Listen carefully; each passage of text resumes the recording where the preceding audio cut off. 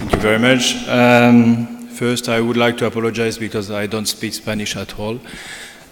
Secondly, do let me thank the organizing committee for giving me the opportunity to give a talk today to you on focal therapy, even if it's a little bit challenging because, as you know, focal therapy is still under evaluation. There is no guidelines, and as you can imagine, there is even less guidelines regarding how to manage the failure after focal therapy. The first issue is the definition, how to define the failure after focal therapy. The most common definition is the presence of any residual disease in the targeted area, but unfortunately, this is not the only one definition. And if you look at the conclusion from a consensus meeting, which were published in 2015, the author preferred to define the success rather than the failure. And they gave a definition for success. Success is defined as patient without any residual disease at the level of the treated zone, but they also include patients with a low volume or low lesion score at the same area. And they consider as acceptable residual disease less than 3 millimeters of lesion 6 3+3. Then they define the failure as any lesion at lesion 7, at least 3+4 in the treated area. This is the first issue. The second issue is how to consider a residual or a disease on the untreated zone. So we can say that everyone agreed to say that this is a selection failure and not a treatment failure. Anyway, in case of residual disease, we need a strong analysis of this disease in order to better adapt the retreatment. And we need a multivariable assessment, including the PSA value, a good imaging, the multiparametric MRI, including the 3 main sequences, and we need some histology. And the control biopsy is mandatory in order to define what happened in the treated area. It's probably recommended to do a random biopsy and a targeted fusion biopsy in the treated area with some surrounding samples in order to evaluate, to verify the safety margin. So in all the cases, failure diagnosis will be based on the control biopsy results. What is the role of the control biopsy?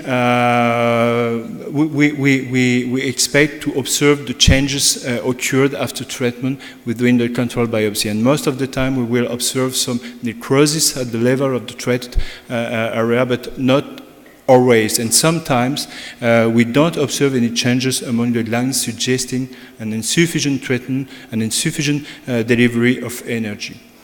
If it is the case, we have to ask the pathology to give us a Gleason score, because we will define how to treat the patient most of the time with using this Gleason score.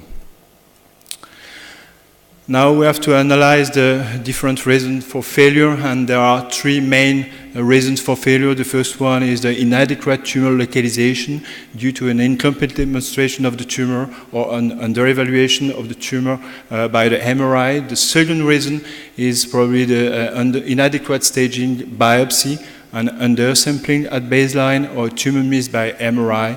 And the last reason is probably the inadequate treatment with under-treatment in the target zone, or an inadequate margin or an inadequate energy used for that treatment. So how to manage the failure?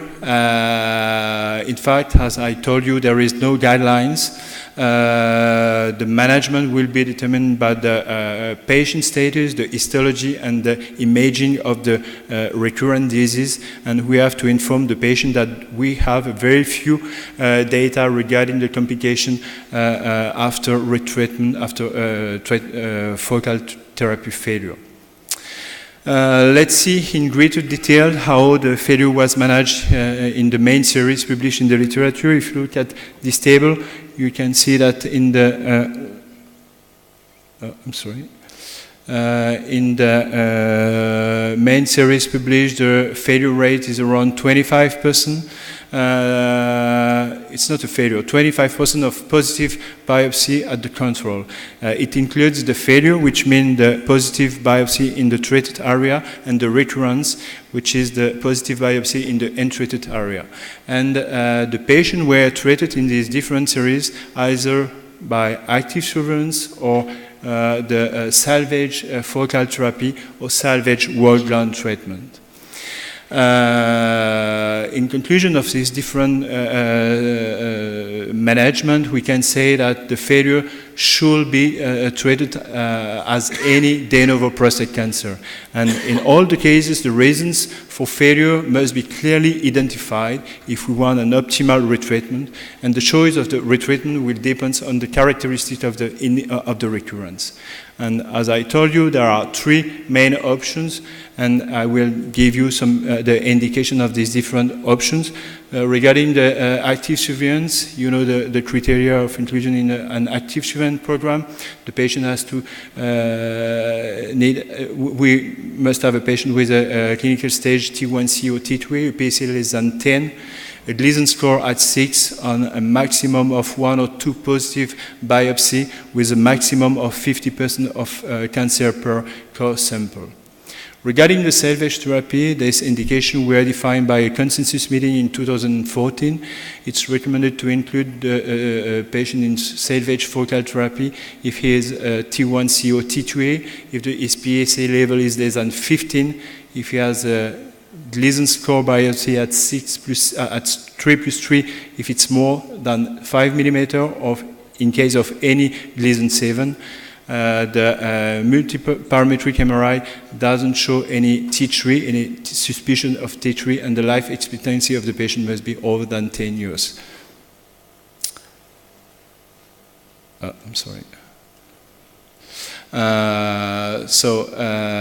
We can do a salvage therapy, we can repeat focal therapy, but we have to inform the patient that it remains investigational and there is no data.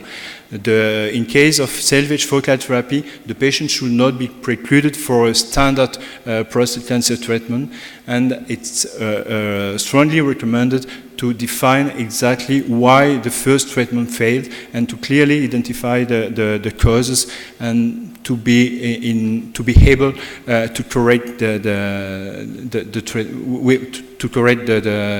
lack of the first treatment. So, because the different energy used for the focal therapy have different specificity, they have their own limitation and they have their own complication, it can be interesting to switch from an energy to another one energy. That's why we define in our institution an a la carte approach, and we suggest to treat the anterior lesion with using the cryotherapy, the posterior or the posterolateral lesion with using the HIFU, and the apical lesion with using the brachytherapy.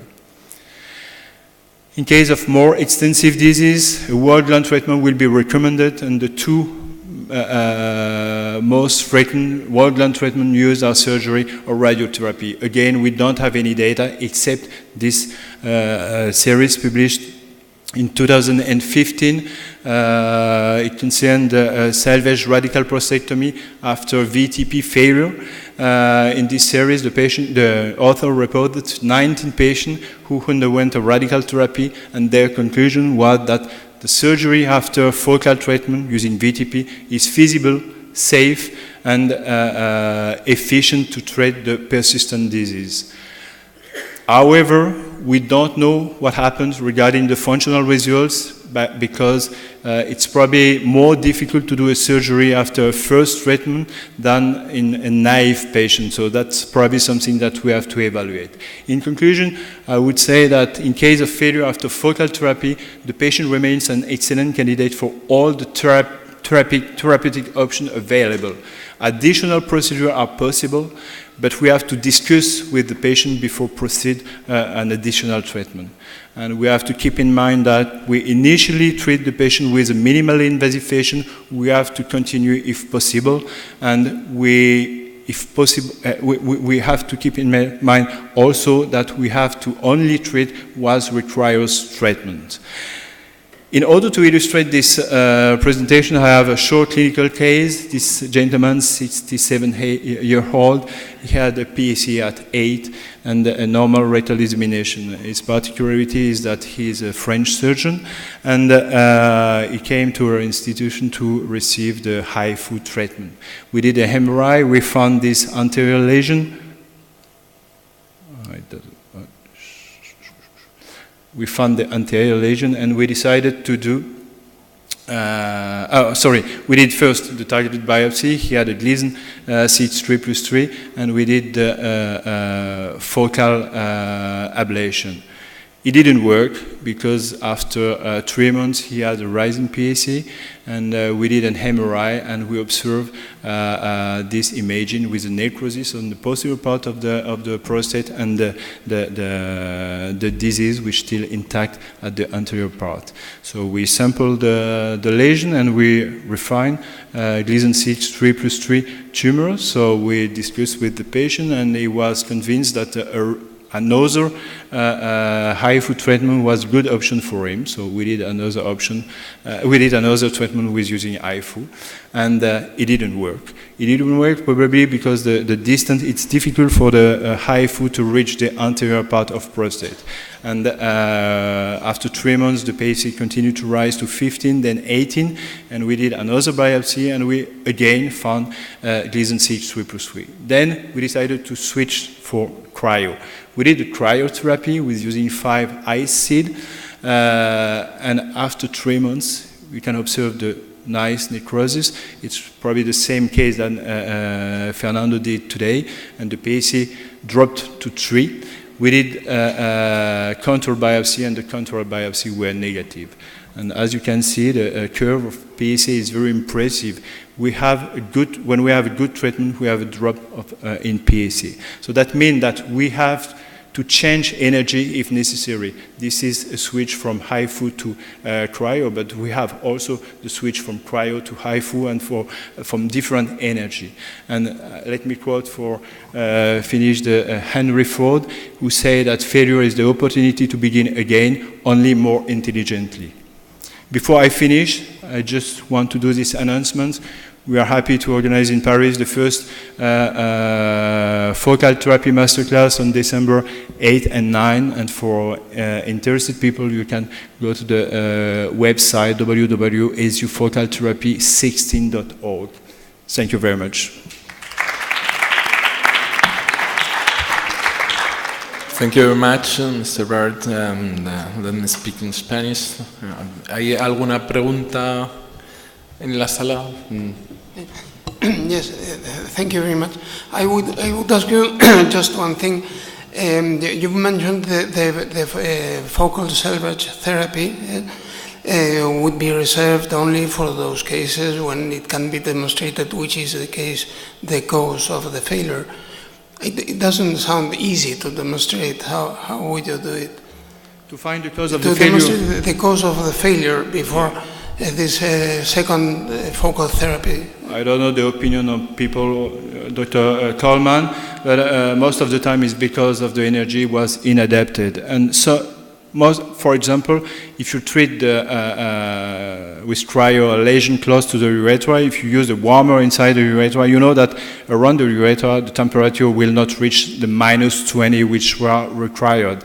If you treat the apical lesion with the HIFU, you know that if you want to respect if you want to keep the patient continent after surgery, if we can say surgery, you have to respect the safety margin from the apex about 6-7 millimeter that you don't treat. So for many reasons, usually the recurrence, if you applied a good amount of energy at the good level of prostate, usually it works.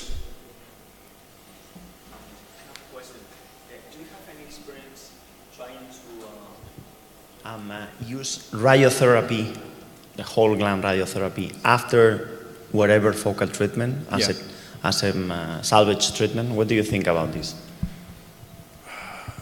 It can be an option, you know, because sometimes we have recurrence, like we have a series of almost 500 focal treatment in a monthly, and on Monday, I operated a patient who had a Gleason 9 3 years after VTP treatment. Sometimes 2 or 3 years later, we do an MRI and we see a T3, or it's a good indication for irradiation. They have good results, but we don't know how the functional. What about the functional result? In my own experience, and we analyze her data. We have a series of 27 prostatectomy after focal therapy in many institutions, and comparing the salvage prostatectomy versus prostatectomy in naive patients, we have the same peri-operative data, same blood loss, same everything. We have the same continence results, but we have worse results regarding the potency. So it impacts the potency, I think. Yeah. And what do you think is the worst focal energy to rescue with surgery?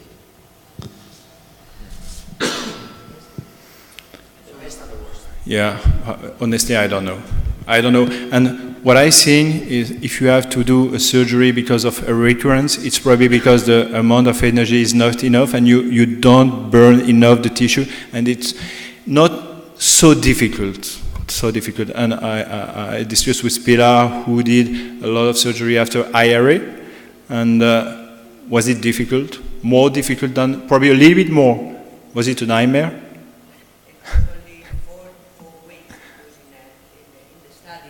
Yeah. 4 weeks, and it was more difficult. More difficult, but not impossible.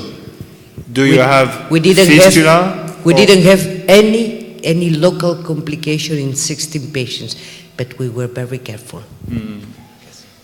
So I think that this is something that we have to evaluate, and this is something that we have to explain to the patient before doing the focal therapy.